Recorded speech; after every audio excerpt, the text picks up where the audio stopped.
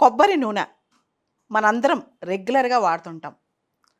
కొబ్బరి నూనెని కేరళలో ప్రత్యేకంగా కొన్ని వంటకాల్లో ఎడిబుల్ ఆయిల్గా వాడి మరీ కొబ్బరి నూనెతో రుచులు తెచ్చుకుంటూ ఉంటాం.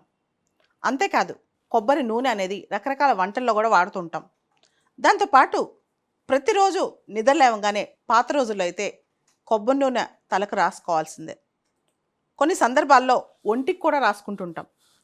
మరి అటువంటి కొబ్బరి నూనె ట్యాక్స్ పర్పస్లో అంటే ఎక్సైజ్ డ్యూటీ ఈ ట్యాక్స్ పర్పస్లో ఇది ఎడిబుల్ ఆయిలా లేదా హెయిర్ ఆయిలా, అంటే వంటలకు వార్పులకు వాడే ఆయిలా లేదా జుట్టుకు నూనెలాగా వాడుకునే ఆయిలా, దీనికి సంబంధించి ఒక ప్రశ్న గత కొన్ని సంవత్సరాలుగా సుప్రీంకోర్టులో నలుగుతోంది.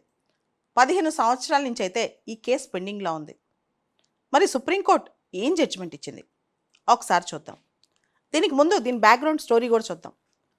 2017లో మనకి జిఎస్టీ వచ్చింది, మనందరికి తెలుసు. ఈ జిఎస్టీ ప్రకారం ఏదైతే కొన్ని రకాల నూనెలు ఉన్నాయో వంటలో వాడతారు, వెజిటేబుల్ ఆయిల్స్, ఎనిమల్ ఆయిల్స్ వాడుకున్నాయో వాటికి 5% మాత్రమే పన్ను ఉంటుంది. Toilet preparations, hair oils, cosmetics అలా కొన్ని వస్తువులకి 18% పన్ను ఉంటుంది. మరి కోకోనట్ ఆయిల్కి ఎంత పన్ను వేయాలి, కొబ్బరి నూనె మీద ఎంత ట్యాక్స్ విధించాలి?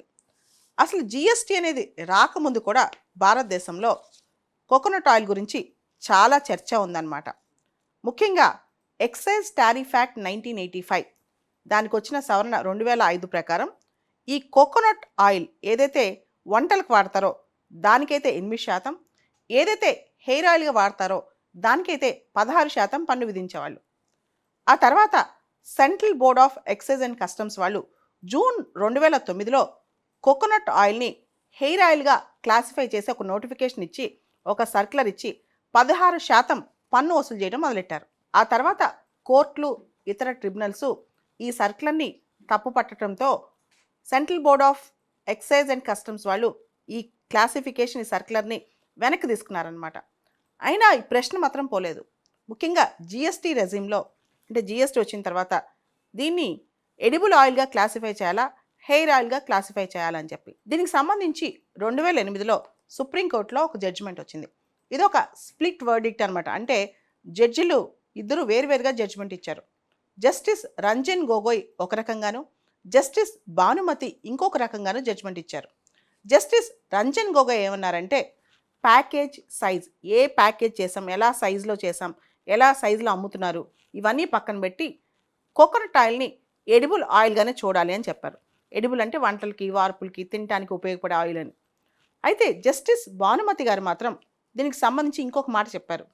కామన్ ప్యారలెన్స్ టెస్ట్ అప్లై చేయాలని. అంటే సాధారణంగా డీలర్స్ కానీ, కన్జ్యూమర్స్ కానీ ఎలా అర్థం చేసుకుంటారు అంటే, చిన్న చిన్న శాచెస్, చిన్న చిన్న ప్యాకెట్స్లో అమ్ముతుంటే, స్మాల్ సైజెస్లో అమ్ముతుంటే దాన్ని ఖచ్చితంగా హెయిర్ ఆయిల్గా గుర్తించాలన్నట్లు ఆవిడ చెప్పారనమాట.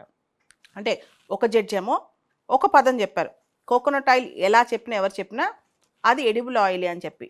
ఇంకొక జడ్జి ఏమో ఇంకొక మాట చెప్పారు, కోకోనట్ ఆయిల్ అనేది చిన్న చిన్న ప్యాకెట్స్లో అమ్ముతున్నప్పుడు మనం సాధారణంగా అర్థం చేసుకునేది హెయిర్ ఆయిల్ కోసం కొనుక్కొచ్చుకుంటాం కాబట్టి చిన్న చిన్న ప్యాకెట్స్లో అమ్ముతున్నప్పుడు దాన్ని హెయిర్ ఆయిల్గా చూడాలని చెప్పి. దీని మీద సుప్రీంకోర్టు పెద్ద ధర్మాసనం రీసెంట్గా తీర్పిచ్చింది. అసలు రీసెంట్గా వచ్చిన తీర్పు ఏంటి?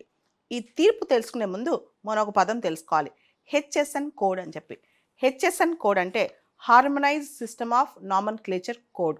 అంటే అంతర్జాతీయంగా ఒక యాక్సెప్టెడ్ కోడ్ ఉంటుంది, దాన్ని హెచ్ఎస్ఎన్ కోడ్ అంటాం అనమాట.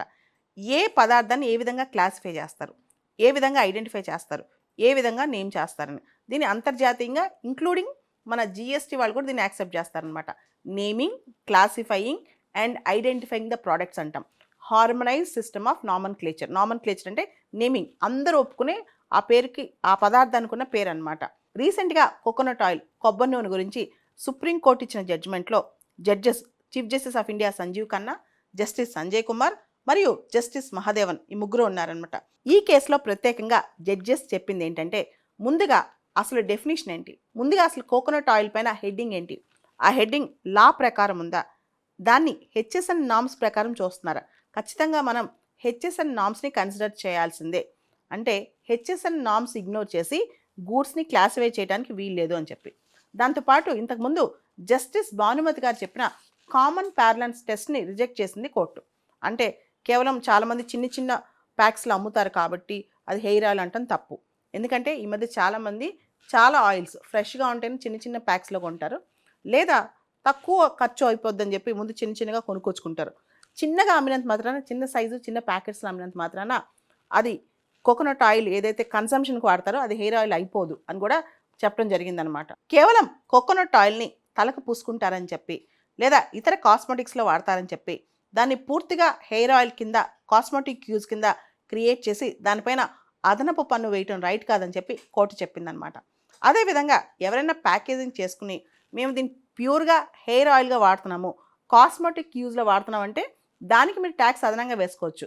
అంతేగాని కంప్లీట్గా కోకోనట్ ఆయిల్ సైజు ప్రకారం, ప్యాకెట్ ప్రకారం, లేదా కోకోనట్ ఆయిల్ని కాస్మెటిక్స్గా వాడతారు కాబట్టి, హెయిర్కి వాడతారు కాబట్టి దాన్ని మొత్తం హెయిర్ ఆయిల్గా క్లాసిఫై చేసి పన్ను అదనంగా వేయటం రైట్ కాదని చెప్పింది. అంటే బేసికల్గా సుప్రీంకోర్టు ఈ జడ్జ్మెంట్ చెప్పింది ఏంటంటే, జనరల్గా కోకోనట్ ఆయిల్ని మనం ఇంటర్నేషనల్ నార్మ్ స్టాండర్డ్స్, ఇంటర్నేషనల్ నార్మన్క్లేచర్ ప్రకారం సాధారణంగా ఎడిబుల్ ఆయిల్గా కన్సిడర్ చేస్తారు. స్పెసిఫిక్గా ఎక్కడైనా సరే వాళ్ళు స్పెసిఫిక్గా ప్రోడక్ట్ తయారు చేసేవాళ్ళు ఇది హెయిర్ ఆయిల్ లేదా ఇది ఒక టాయిలెట్ ఆర్ కాస్మెటిక్ ప్రోడక్ట్ అంటే సపరేట్గా దాని ట్యాక్స్ సపరేట్గా ఉంటుంది. అంతేగాని బేసికల్గా బ్లాంకెట్ రూల్ లాగా అన్ని రకాల కోకోనట్ ఆయిల్స్ని హెయిర్ ఆయిల్స్గా చూడొద్దు. బేసికల్గా coconut oil is edible oil అని చెప్పి కోర్టు చెప్పిందనమాట.